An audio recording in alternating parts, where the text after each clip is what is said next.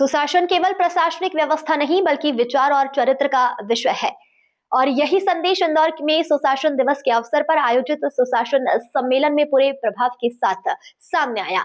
इंदौर में आज सुशासन दिवस और भारत रत्न पूर्व प्रधानमंत्री राष्ट्र कवि श्री अटल बिहारी वाजपेयी जी की जन्म शताब्दी के अवसर पर एक भव्य सुशासन सम्मेलन का आयोजन किया गया। नगर निगम के अटल परिषद सभागृह में आयोजित इस सम्मेलन की शुरुआत भारत रत्न अटल बिहारी वाजपेयी के चित्र पर पुष्पांजलि अर्पित कर की गई। कार्यक्रम में राष्ट्र कवि श्री सत्यनारायण संतन जी, महापौर श्री पुष्पमित्र भार्गव, जनप्रतिनिधि, वरिष्ठ पदाधिकारी और बड़ी संख्या में गणमान्य नागरिक उपस्थित रहे। इस अवसर पर राष्ट्र कवि श्री सत्यनारायण संतन जी ने अटल जी के व्यक्तित्व को शब्दों में परोते हुए कहा कि रीति, नीति और परामर्श, दया, सोच और मानवीय मूल्यों के संपूर्ण मिश्रण का नाम ही अटल बिहारी वाजपेयी है। उन्होंने कहा, महापौर के प्रयास से इंदौर के इस भव्य सभागृह का नामकरण अटल सदन किया गया है, जो अटल जी के प्रति सच्ची श्रद्धांजलि है। राष्ट्र कवि ने सभी नागरिकों से आह्वान किया है कि जन्म शताब्दी वर्ष में अटल जी के विचारों को केवल स्मरण न करें बल्कि उन्हें अपने जीवन और कार्यशैली में अपनाएं। महापौर पुष्पमित्र भार्गव ने कहा, अटल जी के विचार सर्वमान्य हैं। उन्होंने विश्व पटल पर हिंदी का नाम बढ़ाया है और सुशासन का जीवंत उदाहरण प्रस्तुत किया। उन्होंने कहा, अटल जी के विचारों पर चलना ही वास्तविक सुशासन है। नगर निगम परिषद सभागृह का नाम श्री अटल सदन रखा गया है और अन्नपूर्णा से सुदामा नगर लिंक रोड पर 25 फीट ऊंची अटल जी की प्रतिमा स्थापित करने का निर्णय लिया गया है। कार्यक्रम में वरिष्ठ नारायण केसरी बाबू सिंह रघुवंशी, मध्य प्रदेश कर्मचारी आयोग अध्यक्ष प्रताप करूसिया, सभापति मुन्नालाल यादव, भाजपा नगर अध्यक्ष सुमित मिश्रा, रघुवीर पटेल, समस्त महापौर परिषद सदस्य, पार्षदगण एवं अधिकारी उपस्थित रहे। कार्यक्रम का संचालन सचेतक श्री कमल वाघेला ने किया एवं आभार स्वास्थ्य प्रभारी अश्विन शुक्ल ने माना। इस सुशासन सम्मेलन का उद्देश्य केवल श्रद्धांजलि नहीं बल्कि अटल बिहारी वाजपेयी जी के आदर्श, लोकतांत्रिक मूल्य एवं सुशासन की अवधारणा को नई पीढ़ी तक पहुंचाना रहा। अटल जी का जीवन आज भी देश के लिए प्रेरणा, दिशा और चेतना का स्रोत बना हुआ है। भोजन में भी कितने गुण होते हैं और उनका क्या स्वाद होता है और उनको किस भाव से खाना चाहिए, इसकी भी प्रेरणा देने वाले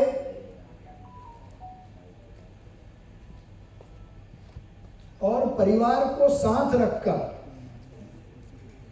अटल जी आजीवन अविवाहित रहे, लेकिन फिर भी अपने परिवार की चिंता करके निष्पक्ष राजनीति के रूप में स्थापित हुए, भारत के प्रधानमंत्री बने। भारत रत्न अटल बिहारी वाजपेयी जी, सदन का नाम अटल सदन किया। दूसरा, अन्नपूर्णा 25 फीट की प्रतिमा लगाने का टेंडर हम कर रहे हैं। अगली 25 दिसंबर को या उसके पहले ही अगर सौभाग्य रहेगा तो लोकार्पण करेंगे। लेकिन एक और निर्णय आज अभी विशेष MIC आमंत्रित करके हमने लिया है। इंदौर में आगरा बॉम्बे रोड हुआ करती थी, जिसको हम सब AB रोड कहते हैं, और पहले वो नेशनल हाईवे थी, फिर नेशनल हाईवे का नोटिफिकेशन दूसरी तरफ हो गया। वो पूरी की पूरी रोड इंदौर नगर निगम की सीमा में है। फिर उसमें BRTS भी बन गया। अब वो BRTS भी हट गया, पर वो आगरा बॉम्बे रोड आज से अटल बिहारी मार्ग के रूप में जानी जाएगी। तो यदि आपसे कोई पूछे ये AB रोड क्या है, तो वो आगरा बॉम्बे रोड नहीं है, वो अटल बिहारी रोड है।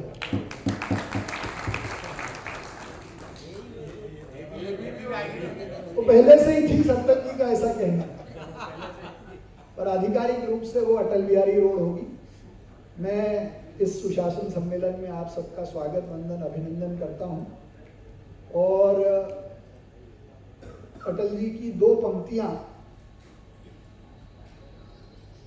जो हम सबको हमेशा प्रेरणा देती है, हार नहीं मानूंगा, रार नहीं ठानूंगा, काल के कपाल पर लिखता मिटाता हूं, गीत नया गाता हूं। तो हम सब अटल जी के नए गीत हैं और उनके लिखे हुए गीत, उनके विचार पर काम करते रहें, यही असली सुशासन है।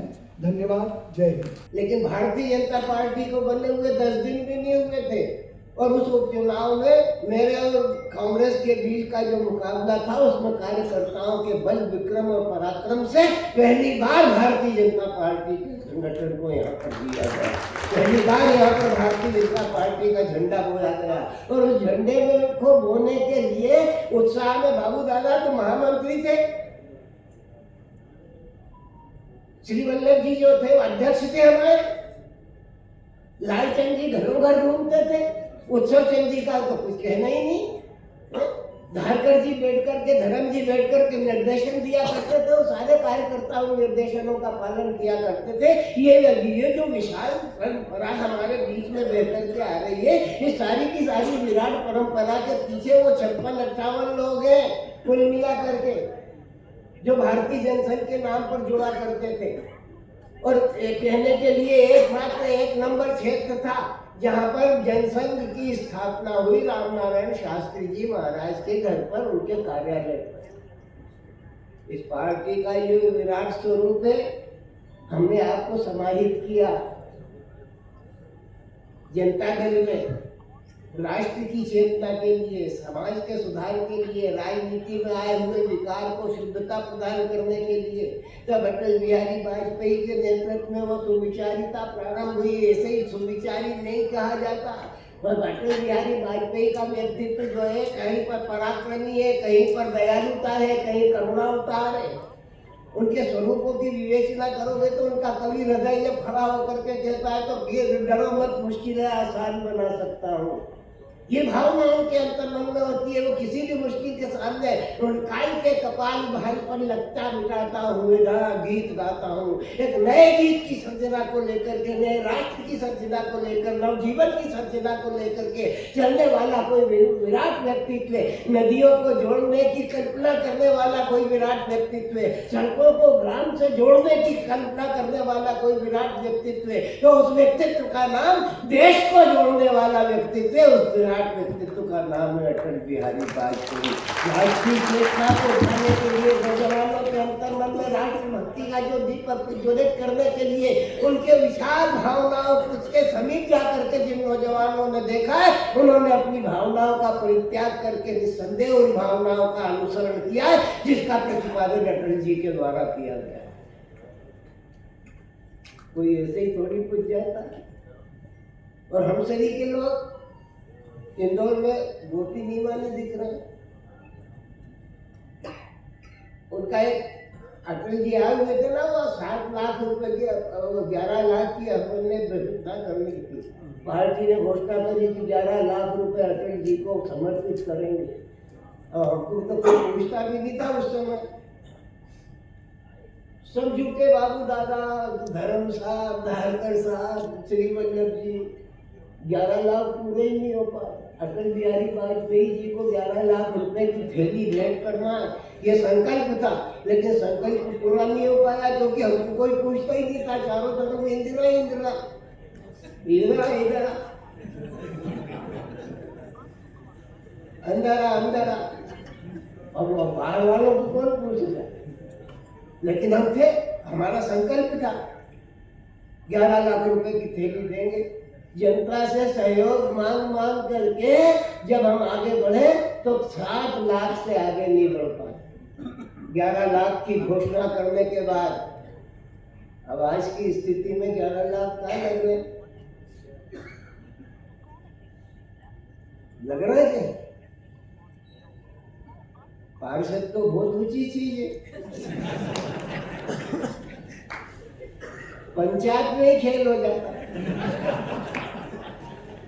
शुचिता, राजनीति में शुचिता का मार्ग प्रशस्त करने का अगर सबसे पहला कोई श्री गणेश किया गया है तो अटल जी के द्वारा किया गया।